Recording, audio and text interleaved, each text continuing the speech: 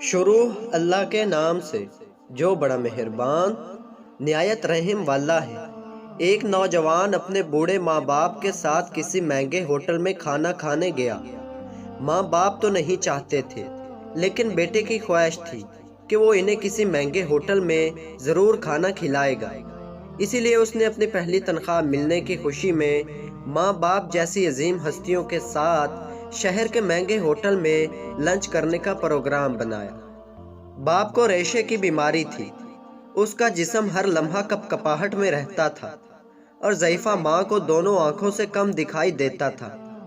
یہ شخص اپنی خستہ حال اور بوڑھے ماں باپ کے ہمراہ جب ہوٹل میں داخل ہوا تو وہاں موجود امیر لوگوں نے سر سے پیر تک ان تینوں کو یوں عجیب و غریب نظروں سے دیکھا جیسے وہ غلطی سے وہاں آ گئے۔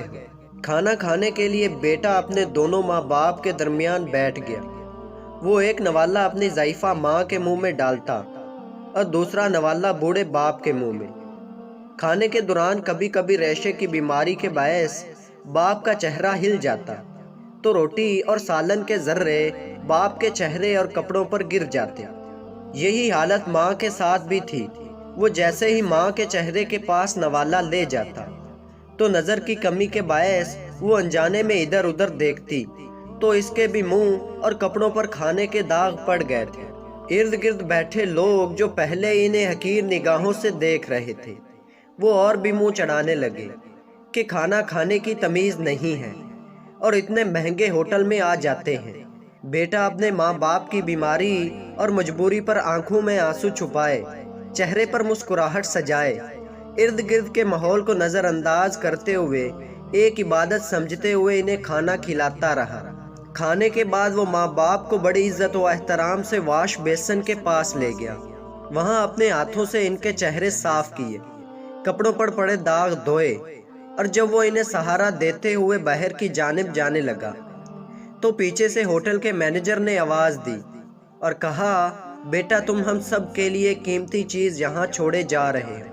اس نوجوان نے حیرانی سے پلٹ کر پوچھا، کیا چیز؟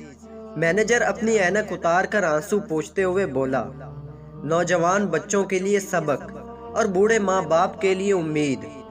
اللہ تبارک تعالی جن کے ماں باپ زندہ ہیں ان کو لمبی عمر عطا فرمائے اور جن کے ماں باپ وفات پا گئے ہیں ان کو اللہ تبارک تعالی جنت الفردوس میں اعلیٰ مقام عطا فرمائے۔ تو دوستوں امید کرتا ہوں یہ ویڈیو آپ دوستوں کو اچھی لگی ہوگی۔ اگر ویڈیو اچھی لگی ہو تو چینل کو سبسکرائب کریں۔ تو ملتے ہیں ایسی اچھی ویڈیو میں، تب تک کے لیے اللہ حافظ۔